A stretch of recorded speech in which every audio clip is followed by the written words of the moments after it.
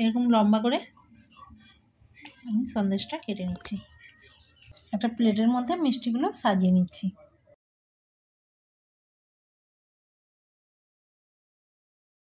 বন্ধুরা সবাই কেমন আছো? সম্পার রান্নাঘরে সবাইকে স্বাগত।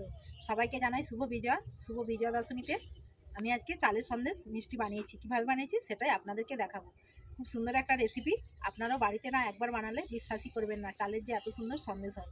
বাড়িতে থাকা কিছু উপকরণ দিয়ে আমি এই সন্দেশগুলো বানিয়েছি। আজকে আমি 200 গ্রাম গোবিন্দভোগ চাল নিয়েছি। চালটা আগে ধুয়ে একটু হাওয়ায় শুকিয়ে নিয়েছিলাম। এবার চালটাকে আমি ভেজে নেব। 4 চামচে 3-4 চামচ ঘি দিয়েছি। এবার আমি 200 গ্রাম চালটা নিয়েছিলাম, ভেজে নিচ্ছি। আমি 200 গ্রাম গোবিন্দভোগ চাল নিয়েছি। আপনারা যে কোনো চাল নিয়ে নিতে পারেন, আতপ চালও নিতে পারেন। আমি গোবিন্দভোগ চাল নিয়েছি কারণ মিষ্টিটা বানাবো। মিষ্টি বানাতে হলে একটু গন্ধ চালটাই খেতে ভালো লাগে। আপনারা যে যেমন করবেন সেই পরিমাণে নিয়ে নেবেন। লো ফ্লেমে রেখেই চালটাকে ধীরে ধীরে ভেজে নেব। চালটা ভেজে নিচ্ছি, আপনারা চাইলে সাদা তেল দিয়েও ভেজে নিতে পারেন।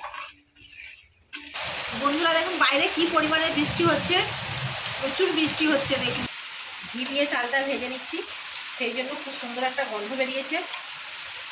এখানে আমি একটু চীনাবাদাম আর আমন্ড বাদাম দিয়ে দিচ্ছি, চালের মধ্যে একটু ভেজে নেব। বন্ধুরা দেখুন আমি লাল লাল করে চালটা ভেজে নিয়েছি। 10 থেকে 12 মিনিট লো ফ্লেমে রেখে চালটাকে ভালো করে ভেজে নিয়েছি। চালটা ভাজা হয়ে গেছে, এবার নামিয়ে নিচ্ছি। আমি এটা কিছুক্ষণ ঠান্ডা করে নেব। ঠান্ডা হয়ে গেছে, এবার আমি মিক্সির মধ্যে গুঁড়ো করে নেব। আপনারা চাইলে শিলনোড়াতেও গুঁড়ো করতে পারেন। চালগুলো সব গুঁড়ো করে নিয়েছি। খুব মিহি করে গুঁড়ো করিনি, একটু দানা দানা ভাব আছে, এরকম গুঁড়ো করেছি। চাল ভেজে নিয়েছিলাম, ওই কোণাতেই আমি ক্যারামেলটা তৈরি করে নেব। কোণায় চিনি দিয়ে দিচ্ছি, অল্প একটু জল দিয়ে দিচ্ছি। 4 চামচে 3-4 চামচ পরিমাণে জল দিয়ে দিচ্ছি। জলটা দিয়ে আমি এক্ষুনি নাড়বো না। এই যে ধারে ধারে লালচে লালচে ভাব এসছে, এবার আমি একটু নাড়িয়ে নেব। নাড়িয়ে ক্যারামেলটা তৈরি করে নেব। এরকম নেড়ে নেড়ে আমি একটু লালচে লালচে ভাব চলে এসেছে। দেখুন বন্ধুরা, করিনি, লাল করলে পুড়ে যাওয়ার সম্ভাবনা, তাই আমি ঠিক এইরকম হালকা একটু লাল থেকে 500 গ্রাম দুধ জাল করে রেখেছিলাম দিয়ে দিচ্ছি।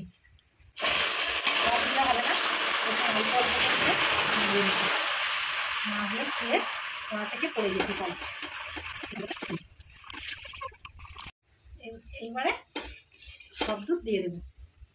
10 টাকার একটা গুঁড়ো দুধের প্যাকেট নিয়ে দুধটাকে দিয়ে দিচ্ছি। ক্যারামেলের সঙ্গে দুধটা ভালো করে ফুটিয়ে নিয়েছি। এবার আমি অল্প অল্প করে চালের গুঁড়ো দিয়ে নাড়তে থাকবো। এক্ষুনি দলা পাকিয়ে যাবে, তাই খুব লো ফ্লেমে রেখে আমি ভালো করে নাড়িয়ে নেব। নেড়ে নেড়ে একটা ডো তৈরি করে নেব। ভালো গন্ধ আনার জন্য এলাচের দানা দিয়ে দিয়েছি। আমি এলাচের গুঁড়ো দিয়েছি মিষ্টিটা একটু সুগন্ধ আসার জন্য। আপনারা চাইলে ভ্যানিলা এসেন্সও দিতে পারেন। এবার আমি ডোটাকে নামিয়ে নিচ্ছি। আপনারা যেমন সুজি করেন সেই সুজির মতনই এটাও নামিয়ে নিচ্ছি। ঠান্ডা হলে বসে যাবে। থালায় অল্প করে ঘি মেখে রেখেছিলাম, এই থালার মধ্যে নামিয়ে নিচ্ছি। এবার আমি একটা থালার মধ্যে সমান করে দিচ্ছি। আমি একটু হাতের উল্টো পিঠ দিয়ে এইভাবে চেপে চেপে সমান করে দিচ্ছি। এর উপর দিয়ে একটু আমন্ড বাদাম কুচি দিয়ে দিচ্ছি। আপনারা এটা দিতেও পারেন, নাও পারেন, যাতে বাদামটা এক জায়গায় বসে যায়। 20 থেকে 30 মিনিট আমি ঠান্ডা করে নেব। ঠান্ডা করে আপনাদেরকে দেখাচ্ছি। প্লেট নিয়েছি, প্লেটের মধ্যে এই থালাটাকে উল্টিয়ে দিচ্ছি। থালাটা ভালো করে ঠান্ডা করে নিয়ে চলে এসেছি, দেখাচ্ছি। দেখুন বন্ধুরা কতটা সুন্দর হয়েছে। সন্দেশটা কেটে নিচ্ছি। বন্ধুরা চালের সন্দেশটা কেমন হয়েছে আপনাদেরকে একটু খেয়ে দেখাচ্ছি। বন্ধুরা চালের সন্দেশটা খুব সুন্দর হয়েছে, গালে দিলে মিলিয়ে যাচ্ছে এবং খুব দারুণ লাগছে। আপনারাও বাড়িতে একবার হলেও এই চালের সন্দেশটা বানাবেন। আমার ভিডিও যদি আপনাদের ভালো লেগে থাকে বেশি বেশি করে লাইক, কমেন্ট, শেয়ার এবং সাবস্ক্রাইব করে আমার পাশে থাকুন। আপনাদের সবার পুজো কেমন কাটলো অবশ্যই কমেন্টে জানাবেন।